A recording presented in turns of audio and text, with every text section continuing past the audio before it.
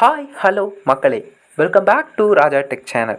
இந்த ஒரு வீடியோவில் எதை பற்றி பார்க்க போகிறோம்னா 2024 நீங்கள் ஒரு யூடியூபராக உங்களுடைய யூடியூப் சேனலை க்ரோ பண்ணுறதுக்கான 6 சிறந்த வழிமுறைகளை தான் இந்த ஒரு வீடியோவில் பார்க்க போகிறோம்.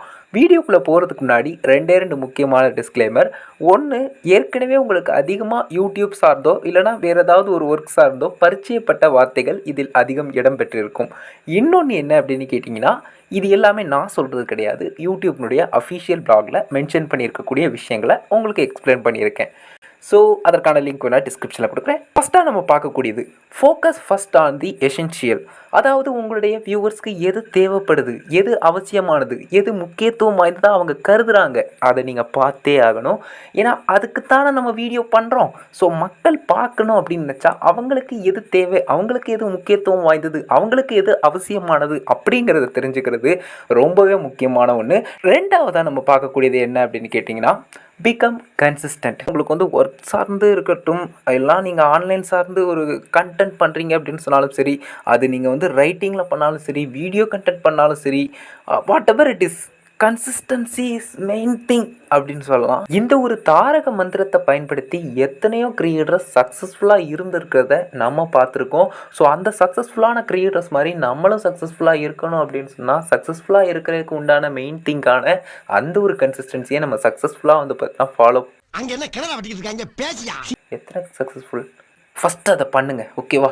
அது பேசிக். அடுத்ததாக நம்ம மூணாவதாக பார்க்கக்கூடிய விஷயம், get to now your audience. இது கொஞ்சம் கடினமானதாக இருக்கலாம், பட் அந்த ஒரு விஷயத்தை நீங்கள் தெரிஞ்சுக்கிட்டீங்கனாலே எல்லாம் டெக்னாலஜி.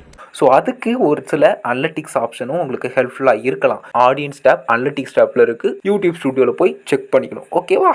ஸோ அதுக்கு அடுத்தது நம்ம வந்து நாலாவதாக போயிடலாம், try your hand at shorts. இதுவும் ஒரு முக்கிய பார்ட்டாக ப்ளே பண்ணும் அப்படின்னு சொல்லலாம்.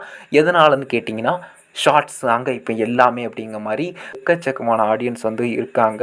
ஸோ அப்படிங்கிறப்போ நம்ம வந்து எல்லா விதத்துலேயும் வந்து பார்த்தீங்கன்னா ரீச் ஆகணும். அப்படிங்கிறப்போ ஷார்ட்ஸும் yes, it's a main thing அப்படின்னு சொல்லலாம். அதுக்கடுத்தது அஞ்சாவதாக நம்ம பார்க்கக்கூடியது லேர்ன் ஃப்ரம் அதர்ஸ். அவரும் என்னைய மாதிரி ஒரு யூடியூபர் தானே, இப்படி தானே பண்ணுறாரு அவரும் அப்படிங்கிற மாதிரி ஈஸியாக எடுத்துக்கிட வேண்டாம். அவங்கக்கிட்ட இருந்தும் நீங்கள் நிறைய லேர்ன் பண்ணலாம், ஓகேவா?